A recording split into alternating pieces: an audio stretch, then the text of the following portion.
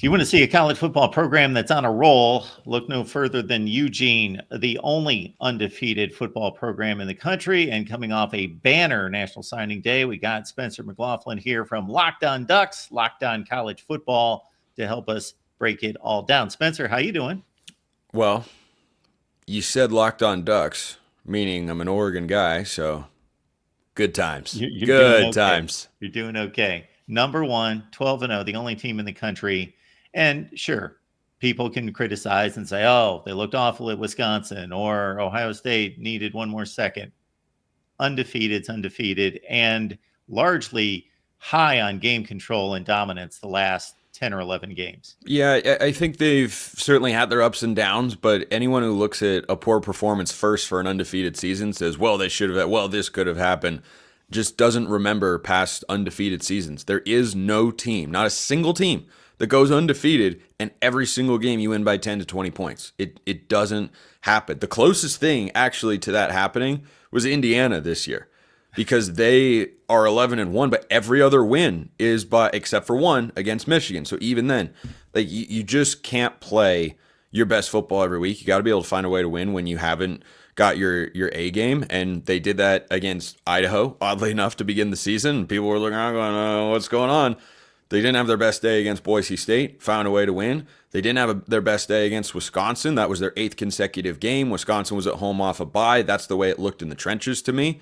And then Oregon got the bye, came back home against an also rested Washington team, and their offensive line pushed people around, and they're a finalist for the Joe Moore Award as one of the last 3 remaining units up front. So I think they have looked the way most undefeated teams do. Most games haven't been stressful. A couple have, but they find a way to win either way.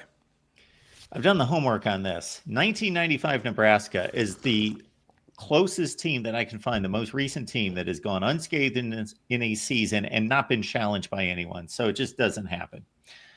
Dillon Gabriel, it's easy to make comparisons to Bo Nix because of what Bo Nix accomplished and the stats that he put up as a transfer. And here we've got another transfer, a veteran guy. So has he pretty much fulfilled everything that could have been expected of him? And what's his caliber of play? Yeah, I think he's been exactly what I expected him to be. You know, I thought he'd probably flirt with the Heisman race, but not actually win it. And we know he's not going to win it. That'll be Travis Hunter of Colorado. But I can assure you, Oregon fans would much rather have a national championship than a Heisman Trophy any day of the week and twice on Saturday. So I think Gabriel has had a couple of moments that aren't great, but overall, he's been really good. You look at the numbers that he puts up, the way he executes the offense. They're not, and when I say they, I mean every other defense that Oregon's played this year, they're not pressuring him. They're not able to. And I think that's a credit to the offensive line. I think that's also a credit to Dillon Gabriel. His mobility is a factor, but his ability to orchestrate the offense and get Oregon into the right protection looks, I think, has been really good. And that's not something you see in a box score, but I think that's one of those little details that having a 6th-year veteran is really paying off for Oregon offensively. And he can deliver the ball down the field. He can hit short routes. He will take what the defense gives him. He can make the spectacular play. You go to that 4th and 9 against Wisconsin on their only touchdown drive of the game, and that's a big time throw. Big time throw on the road, in the wind, in the cold. And that drive is, I think, his crowning achievement outside of the Ohio State game, when he marched Oregon right down the field and got them into chip shot field goal range, and they ended up winning the game by a point, as everybody knows. So I've liked what I've seen from Dillon Gabriel. He has been what Oregon has needed.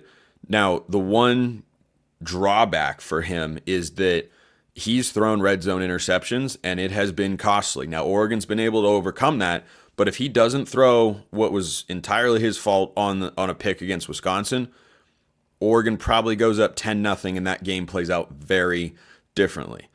If he doesn't throw a couple picks against UCLA, it's even uglier than 31-13. If he doesn't throw one red zone pick against UCLA, if he doesn't throw a couple red zone picks against Michigan State, that game's even uglier than 31-10.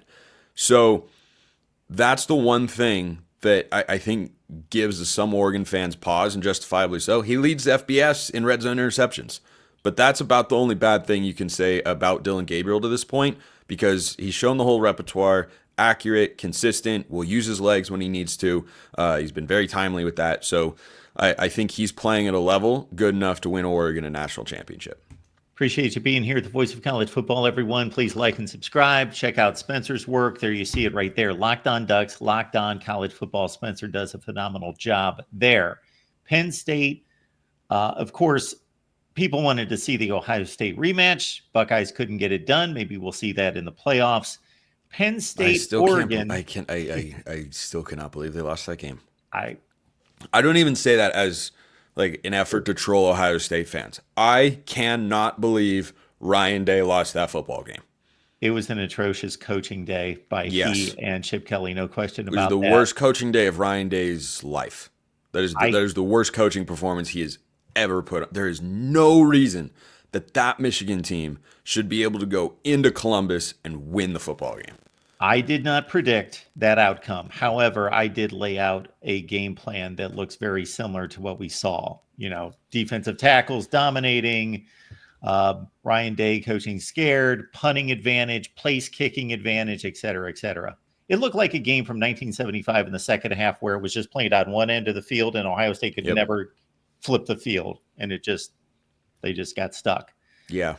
And I think Ohio State got gun shy after Will Howard threw an early pick. Yep. I think Ryan Day and Chip Kelly got tight and said, he doesn't have it. We don't try.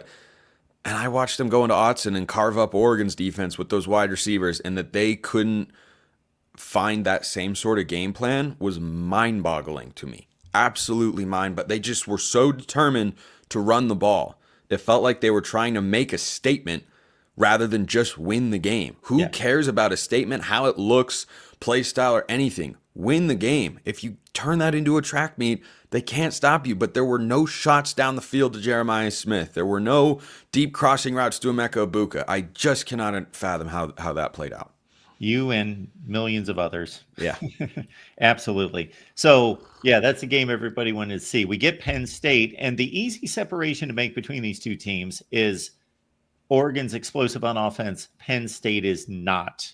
Where do you draw some comparisons and conclusions there and otherwise? Well, I think Penn State's been more explosive than last year. That sets the bar really low because they were just mostly a check down offense. But, I mean, you look at what they did against Maryland, and, I mean, the offense is about as impressive as you can hope. They win that game 44-7. That was a very complete football game for James Franklin and company. But I think the reason people are apprehensive about picking Penn State in this spot is they have not had a great track record. In fact, they've had a horrible track record against the big teams of the Big Ten. And Oregon, on and off the field, has quickly established itself as, hey, we're a tier 1 team in the Big Ten. We are creme de la creme. Beat Ohio State, beat Michigan year 1. Now you can knock off Penn State in the same year. That'd be a heck of a statement. That would be a heck of an introduction to the league. So I think that Oregon is definitely in that Ohio State class. It's not a fluky 12-0. This is a very good and talented and deep Oregon team on both sides, particularly on the defensive front.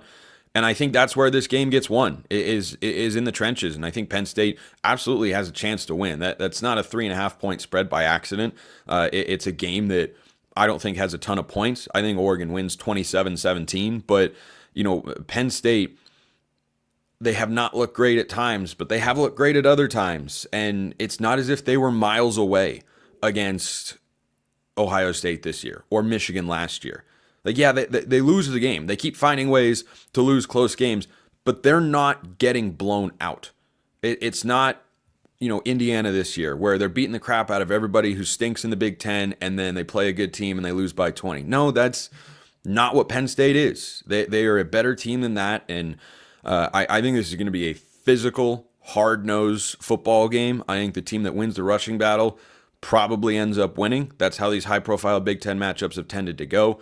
I think that's the case here once again, but I think Oregon's justified in being favored on a neutral site on account of their defense is really good, and I don't know how much I trust Drew Aller. Yeah, he can throw to Tyler Warren. Who else can he throw the ball to?